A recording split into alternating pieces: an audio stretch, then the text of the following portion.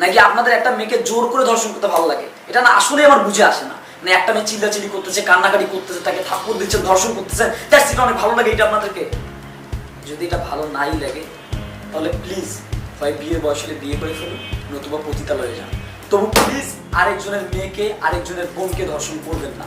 মানে একটা মেয়েকে যখন ধর্ষণ করেন, শুধু সেই মেয়েটার লাইফ নষ্ট করেন না, সেই মেয়েটার পরিবারের লাইফ নষ্ট করেন, সেই মেয়েটার ভাই সমাজে মুখ দেখাতে পারে না, সেই মেয়ের বাবা সমাজে মুখ দেখাতে পারে না, সেই মেয়েটা নিজের সমাজে মুখ দেখাতে পারে না। কর্তারা বাজারি সস্তা মাল ফুকে বলে মানালি শালা, হাত গান শুনে বতাক বলে খাবি যে বাঙালি কেলানি। এই ফুকড়ে শো করা ছেড়ে দিয়েছি গত বছরে, ফ্লো পেতে গেলে আগে টাকা দে, সব থেকে হট এই শহরে। আসসালামু আলাইকুম। আজকে মূলত আসা একটা ভিডিও করার জন্য। আর আজকের ভিডিওটা কোনোভাবে কোনো প্রাঙ্ক বা ফান ভিডিও না, বা কোনো রোস্টিং ভিডিও না। আজকে আসছি মূলত ধর্ষণ নিয়ে কিছু কথা বলার জন্য।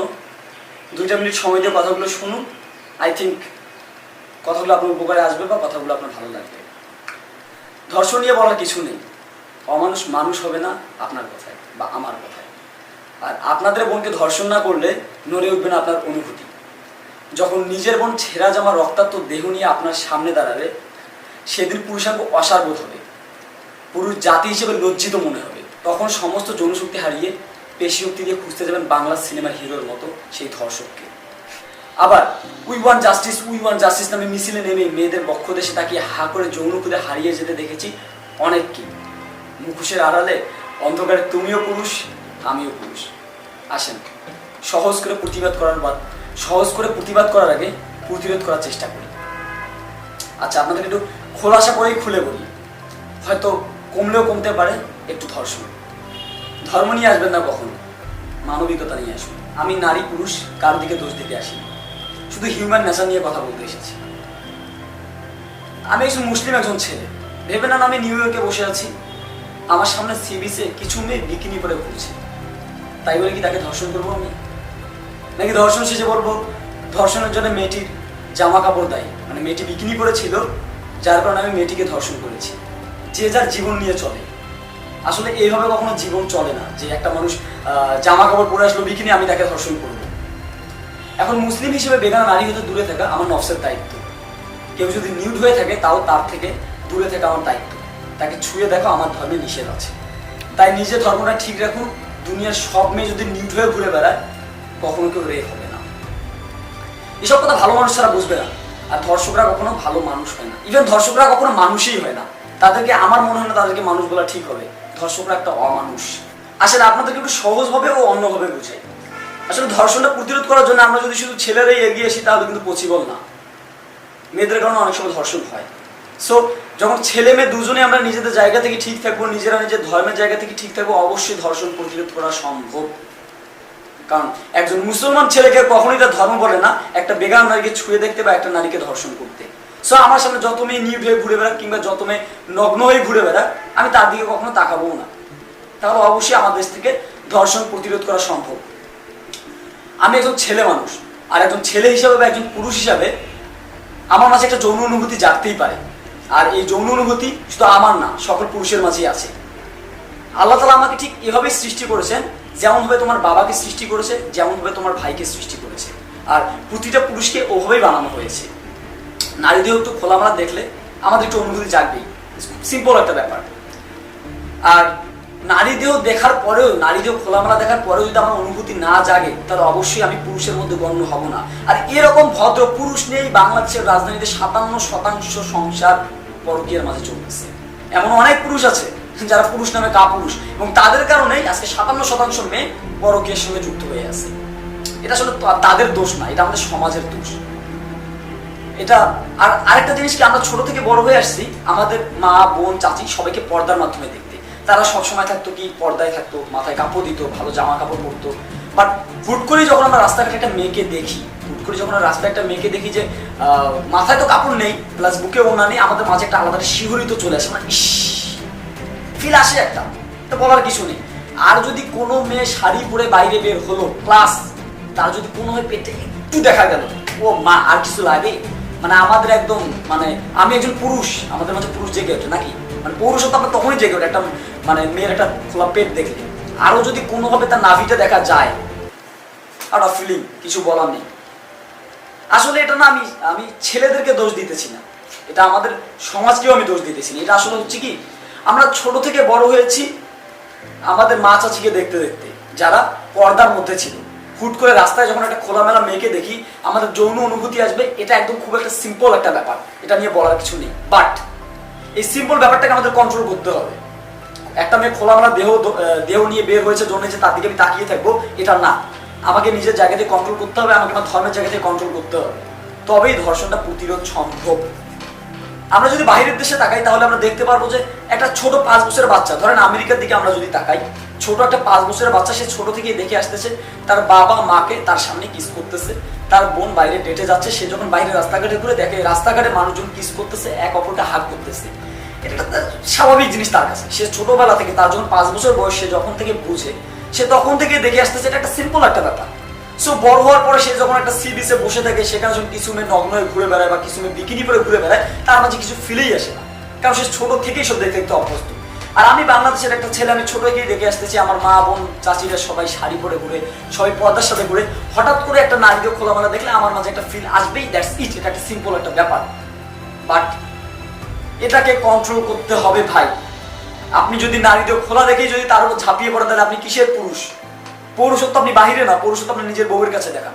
বাহিরে দেখানোর মাঝে কোনো পৌরুষত্ব নাই, এটা পুরো ফালতু একটা জিনিস। একটা নারীদের দেখবেন আপনার ফিল আসবে, দ্যাটস ইট। ইট সিম্পল একটা ওয়ার্ড, ফিল আসতেই পারে, বাট সেই ফিলকে আপনার কন্ট্রোল করতে হবে। কুপরি বৃত্তির বিরুদ্ধে জিহাদ করাই সব থেকে বড় জিহাদ, আর এই জিহাদটা যদি আপনি করতে না পারেন, আপনি কোনো অ্যাঙ্গেলই আপনি একটা ভালো মানুষ না। সত্যি কথা বলতে কি জানেন, আমরা না এখন ওই খোলামেলা দেহটার সঙ্গে নিজেকে অ্যাডজাস্ট করে নিতে পারিনি। আমরা আসলে এখনো খোলামেলা দেহ দেখলেই আমরা মনের মধ্যে একটা ফিল চলে আসে, তাকে আমরা অলরেডি কল্পনা নিয়ে ফেলি। এটা আসলে আমাদের দোষ না, এটা একটা নেশা। আমরা এই খোলামেলা দেহটাকে সহজভাবে নিতে পারতেছি না। আপনি যদি আমাদের সিটিতে যান, রাজধানীতে যান, ঢাকা শহরে যদি যান, আপনারা দেখতে পারবেন যে অনেক মেয়ে অ্যাভেলেবেল টি শার্ট পরে ঘুরতেছে এবং তাদের দিকে সেভাবে কেউ তাকাচ্ছে না, ওখানে অনেকটা সব অভ্যস্ত হয়ে আসছে। বাট আমরা যারা জেনারেলি যারা বাইরে থাকি, তারা আসলে এই জিনিসটাকে নিতে পারিনি। আর ধর্ষণদের বাইরের জায়গাগুলোতে এই জন্য বেশি হচ্ছে। ধর্মটা আমরা ওভাবে ধরে রাখতে পারিনি। আসলে আমরা যদি ধর্মটা ধরে রাখতে পারতাম, তাহলে অবশ্যই দেশে ধর্ষণটা কমে যেত, কারণ আমাদের ধর্মে কখনো ধর্ষণকে সাপোর্ট করে না। আর এরকম ধর্ম নিয়ে বাড়াবাড়ি করে লাভ নেই। কিছু মানুষ যে বার্গেনিং করে যে হ্যাঁ ধর্ম নিয়ে, ধর্মের কারণে ধর্ষণ হচ্ছে, যে কেউ ধর্ম নিয়ে থেকে ধর্ষণ হবে না। আবার কিছু লোক বার্গেনিং করে যে মেয়েদের কাপড়ের কারণে ধর্ষণ হচ্ছে। আসলে এইসব বার্গেনিং করে কোনো লাভ নেই। মানে আমাদের মাঝে ঝগড়াঝাটি করে লাভ নেই। কিভাবে ধর্ষণকে প্রতিরোধ করা যায়, এটা নিয়ে আমাদের ভাবতে হবে। আপনি একটা জিনিস কি খেয়াল করেছেন, এখনকার বাচ্চারা খেয়াল করবেন যে ঘরে বসে বাবা মার সামনে হলিউড মুভিতে লিপ কিসের সিন দেখতেছে, তাদের মাঝে কোনো রকম গিল্টি ফিল হচ্ছে না, বা তাদের মাঝে কোনো রকম সেম কাজ করতেছে না। বাট আমার সময় এমন একটা অবস্থা ছিল, যখন আমরা ছোট ছিলাম বা আপনারা যখন ছোট ছিলেন, তখন তেরেলিয়া গান দেখলেই আমাদের একদম অবস্থা খারাপ হয়ে যেত। বাপরে বাপ, এটা কি পোশাক পরে আসছে। আর আশিক বানায়ের গান, সেটা নিয়ে না হয় কিছু নাই বললাম। ওই গান দেখলে তো মনে হয় যে কই লুকাই আর কই জায়গায় বসে আমরা গানটা দেখি। আর এখন এসব গান অ্যাভেলেবেল, এটা কোনো ব্যাপারই না এসব গান বর্তমান সমাজে। সো আসলে জিনিসটা হয়ে গেছে, কিছু সমাজ ব্যবস্থা এরকম একটা চলে এসেছে। সো এইভাবে চলতেছে সবাই, জিনিসটা আমাদের খুব ইজি হয়ে গেছে, মেয়েদের নগ্নদেহটা আমাদের কাছে ইজি হয়ে গেছে। বাট এই জিনিসটাকে অন্যভাবে নেওয়া যাবে না। যে যার জায়গায় তাকে তার জায়গায় রাখতে যেতে হবে। একটা মেয়ে নগ্ন ঘুরে বেড়াচ্ছে, ওকে ফাইন, তাকে ঘুরতে দিন, তাকে দর্শন করার কোনো রাইট আপনার নেই। ভাই আপনারও ঘরে বোন আছে, আপনার মা বোন আছে, তারাও বাইরে যায়। আজকে না হলে আপনি একটা খোলামেলা একটা মেয়ের একটা কাপড়, খোলামেলা কাপড় দেখে তার দিকে অন্যভাবে তাকালেন, আপনার বোন ঠিকভাবে বাইরে গেছে, বাট গ্যারান্টি কি অন্য ছেলেরা আপনার বোনের দিকে ওইভাবে তাকাবে না? আজকে রাস্তায় দুটো মেয়েকে দেখে আপনি হেভি ভাবে টোন করলেন, উফ কি সেক্সি মেয়ে, একদম জোশ টোন করলেন, হঠাৎ ফিগার মেয়ে। আপনার বোন যখন ক্যাম্পাসে যায়, আপনার বোন যখন বাইরে যায়, কতটুকু গ্রান্টেড যে আপনার বোনকে অন্যান্য ছেলেরা টোন করতেছে না, আপনার বোনের ফিগারের দিকে অন্যান্য ছেলেরা তাকাচ্ছে না? নিজের জায়গা থেকে প্লিজ উপলব্ধি করুন, আপনার বোন আছে, আপনার মা আছে, তারাও বাহিরে যায়, এবং বাহিরে যারা আসে তারা আমার বোন অথবা আপনার বোন অথবা অন্য কারো বোন আসে, সবাই কারো না কারো বোন। সো সমাজে আপনার রাস্তাঘাটে যাকে টোন করতেছেন, সেও কারো না কারো বোন। তাকে টোন করাটা আপনার একদমই ঠিক হবে না ভাই, কারণ যাকে আপনি টোন করতেছেন তারও একটা ভাই আছে, আর আপনার ঘরেও একটা বোন আছে। So feel it. আর একটা বোন যে আপনার কাছে কত বড় নিয়ামত, সেটা যার বোন আছে সেই ভালো। সো রাস্তাঘাটে যখন মেয়েদের দেখেন, তো ধর্ষণ করতে খুব ভালো লাগে। মানে আমি একটা জিনিস বুঝি না, মানে আপনারা কি ধর্ষণ করতে ফিল পান নাকি সেক্স করতে ফিল পান? এই জিনিসটা নাকি আমার মাথায় আসে না। মানে একটা মেয়েকে জোর করে ধর্ষণ করে কি আপনাদের বেশি ভালো লাগে না? যদি আপনাদের জোর করে ধর্ষণ করতে ভালো নাই লাগে, তাই জান না 300 টাকা দিয়ে অনেক অনেক আছে, অনেক আছে, ওদের কাছে যান, 300 টাকা দিয়ে আপনার ধর্ষণ করতে অনেক আছে, ওরা নিজ ইচ্ছায় আপনার ধর্ষণ করতে পারে, তাদের কাছে যাচ্ছে না। নাকি আপনাদের একটা মেয়েকে জোর করে ধর্ষণ করতে ভালো লাগে, এটা না আসলে আমার বুঝে আসে না। মানে একটা মেয়ে চিল্লাচিল্লি করতেছে, কান্নাকাটি করতেছে, তাকে থাপ্পড় দিচ্ছে, ধর্ষণ করতেছে, দ্যাটস ইট, অনেক ভালো লাগে এটা আপনাদেরকে। যদি এটা ভালো নাই লাগে তাহলে প্লিজ হয় বিয়ের বয়স হলে বিয়ে করে ফেলুন, নতুবা পতিতালয়ে যান। তবু প্লিজ আরেকজনের মেয়েকে, আরেকজনের বোনকে ধর্ষণ করবেন না। মানে একটা মেয়েকে যখন ধর্ষণ করেন, শুধু সেই মেয়েটার লাইফ নষ্ট করেন না, সেই মেয়েটার পরিবারের লাইফ নষ্ট করেন, সেই মেয়েটার ভাই সমাজে মুখ দেখাতে পারে না, সেই মেয়ের বাবা সমাজে মুখ দেখাতে পারে না, সেই মেয়েটা নিজের সমাজে মুখ দেখাতে পারে না। প্লিজ একবার ভেবে দেখুন। আর একটা কথা আসি, ধর্ষণ আসলে ছেলেদের এরকম মাইনাসটা কেন আসে, মাইনাস কেন এরকম আসে? আমাদের সমাজে আপনারা খেয়াল করলে দেখতে পারবেন, আপনি নিজের পরিবারে খেয়াল করলে দেখতে পারবেন, বা আমি আমার পরিবারে খেয়াল করলে যেটা দেখতে পারি, আমার বোন, আপনার বোন মায়ের সাথে যতটা ফ্রি, আমরা ছেলেরা কিন্তু বাবার সাথে ততটা ফ্রি না।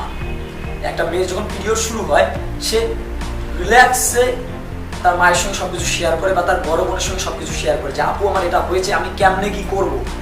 বাট আমার ছেলের যখন একটা বয়স অধিকার চলে আসে, আমি কিন্তু কখনোই আমার বাবার সাথে শেয়ার করতে পারি না, বা একটা ছেলে কখনোই তার বড় ভাইয়ের সঙ্গে শেয়ার করতে পারে না, ভাইয়া আমার রাতের বেলা কেন স্বপ্ন দোষ হচ্ছে, এটা আমরা কখনো পাই না। কখনো কি এটা ভেবে দেখেছেন? কখনো ভেবে দেখেননি। আর যখন একটা ছেলে রাতের বেলা স্বপ্ন দোষ হয়, বা যখন একটা ছেলের বয়স অধিকার একটু সমস্যা হবে, একটা সেক্সের একটা অনুভূতি জেগে ওঠে, তখন সে কি করে? তার ফ্রেন্ড সার্কেল, বন্ধু মহলে যায়, যে বলে দোস্ত আমার আজকে এইটা আসছে। আর একটা বন্ধু মহলে কখনোই সবাই ভালো বন্ধু থাকে না, 5টা বন্ধু থাকলে অবশ্যই একটা খারাপ বন্ধু থাকবে, এবং সেই আপনাকে খারাপ বানানোর জন্য যথেষ্ট। তখন সে আপনাকে কি উপদেশ দিবে? সুন্দর করে একটা উপদেশ দিবে। আমার একটা গার্লফ্রেন্ড ছিল, আমি তার সঙ্গে অমুক দিনে অমুক জায়গায় যা সেক্স করছি, তোর তো একটা গার্লফ্রেন্ড আছে, জানা ওকে নিয়ে রুমে যা সেক্স কর। আর এভাবেই আমরা ধীরে ধীরে চেঞ্জ হয়ে যাচ্ছে, আমাদের মাইন্ডনেসটা চেঞ্জ হয়ে যাচ্ছে। হ্যাঁ, ধর্ষণ করতে না পারলেও গার্লফ্রেন্ড নিয়ে যা সেক্স করতে হবে, তাই না? এটা আসলে আমাদের এই যে এক্স্যাক্টলি আমাদের সমাজে দোষ, সেটা আমাদের বাবা মায়ের দোষ। আমাদের যে বাবা মারা সচেতন হইতো, তারা যখন মেয়েদের সঙ্গে ফ্রি, সেরকম ছেলেদের সঙ্গে যদি ফ্রি হইতো, তারা যদি ছেলেদেরকে তাদের বয়স অনুযায়ী ব্যাপারটা একটু বুঝাই বলতো, তাহলে আমার মনে হয়, আমার মনে হয় ধর্ষণ অনেকাংশে কমে যেত, রেপ অনেকাংশে কমে যেত, সেক্সের ঘটনাগুলো অনেকাংশে কমে যেত। আজকাল তো প্রেমের নামে সেক্স একটা অ্যাভেলেবেল একটা ঘটনা হয়ে গেছে। প্রেম করলে সেক্স করতে হবে, সেক্স না করলে প্রেম হবে, এটা একদম অ্যাভেলেবেল হয়ে গেছে। সো এতক্ষণ যে কথাগুলো বললাম, এটা আসলে কাউকে পার্সোনালিও বলা নাই, বা কাউকে ইন্ডিকেট করে কথাটা বলা নেই। তবে আর কথাটা আপনাকেই বলতেছি, যদিও আপনার মাথায় এখন এই চিন্তাটা থাকে যে আপনি কাউকে ধর্ষণ করবেন, তাহলে অবশ্যই আপনাকেই কথাগুলো আমি বলছি। আর যারা ধর্ষক, যদি আমার ভিডিওটা দেখে থাকেন, ভাই প্লিজ আল্লাহ দোয়াই লাগে ধর্ষণ করা বন্ধ করেন। আর একটা কথা, পুরুষাঙ্গ সবার আছে, এই পুরুষাঙ্গটাকে জায়গা মতো কাজে লাগান। বিয়ে করুন, বউয়ের কাছে যে কাজে লাগান, অন্য জায়গায় কাজে লাগাবেন না। আর নিজের বোনকে ধর্ষণ হাত থেকে রক্ষা করে আসল পৌরসত্ব। অন্যের বোনকে যে ধর্ষণ করার মাঝে কোনো পৌরসত্ব নেই। অন্যের বোনকে ধর্ষণ করা বন্ধ করুন, নিজের বোনকে ধর্ষণ হাত থেকে রক্ষা করুন। অন্যের বোনকে ইফটিজিং করা বন্ধ করুন, নিজের বোনকে ইফটিজারদের হাত থেকে রক্ষা করুন। একটা জিনিস খেয়াল করে দেখছেন কি, আজকে যদি আপনি যদি বাইরে কাউকে আমরা ইফটিজিং না করি, তাহলে কিন্তু কোনো বোন ইফটিজারের শিকার হচ্ছে না। আমার বোনটিও কিন্তু তখন রিল্যাক্সে স্কুল কলেজে যেতে পারতেছে, রাস্তাঘাটে রিল্যাক্সে যেতে পারতেছে। আসুন না, আগে ব্যক্তি মানুষ ঠিক হয়ে যায়। আমি ধর্ষণ করা বন্ধ করি, আমি ইফটিজিং করা বন্ধ করি, আপনি বন্ধ করুন, আপনারা বন্ধ করুন, আমরা বন্ধ করি। ইনশাআল্লাহ এভাবে যদি চলতে থাকে, খুব বেশি দূরে নেই, খুব কম সময়ের মধ্যে আমাদের দেশ ধর্ষণ মুক্ত একটি দেশ হয়ে যাবে। সো এতক্ষণ আমার অনেকগুলো পক্ষখানি শুনলেন, জানি না আপনার কতটুকু কাজে লাগছে বা কতটুকু আমার কথাগুলো আপনার ভালো লাগছে। আমি এই ভিডিওটা হয়তো ইউটিউবে ছাড়তেছি, নয়তো আমার পেজে ছাড়তেছি, বাট সেজন্য এটা না যে আমার ইউটিউবে সাবস্ক্রাইব করতে হবে, আমার পেজে লাইক দিয়ে আসতে হবে। শুধু এতটুকুই আপনাদের কাছে বলবো, যদি আমার কথাগুলো ভালো লেগে থাকে, যদি আপনার মনে হয় এই কথাগুলো আসলে একজন ধর্ষকের শোনা দরকার, তাহলে প্লিজ ভিডিওটি শেয়ার করুন, যেন সেই সব ধর্ষকের কাছে আমার ভিডিওটি পৌঁছায়, যারা এখনো চিন্তা করতেছে নেক্সট কাকে ধর্ষণ করবে, বা যারা কেবল ধর্ষণ করে এসে ঘরে বসে আমার ভিডিওটা দেখতেছে। প্লিজ ভিডিওটি শেয়ার করুন, যদি আপনার ভালো লাগে। ভালো না লাগলে কোনো দরকার নেই, জাস্ট কমেন্ট করে জানাই দিন যে এটা খারাপ হয়েছে, আমি নেক্সট টাইম চেঞ্জ করার ট্রাই করবো। আর যদি ভালো লাগে অবশ্যই প্লিজ প্লিজ প্লিজ ভিডিওটি শেয়ার করুন, সেই সব ধর্ষকের কাছে পৌঁছাতে সাহায্য করুন। এতক্ষণ সাথে থাকার জন্য ধন্যবাদ। আর স্ক্রিপ্টটাতে সাহায্য করছে আমার এক ফ্রেন্ড শুভ, আর সবসময় আমার সাথে থাকে বেলাল। এরা দুজন সবসময় আমার সাথে আছে, তো তাদেরকে অসংখ্য ধন্যবাদ। আর আপনাদের প্রতি রইল ভালোবাসা। আসসালামু আলাইকুম।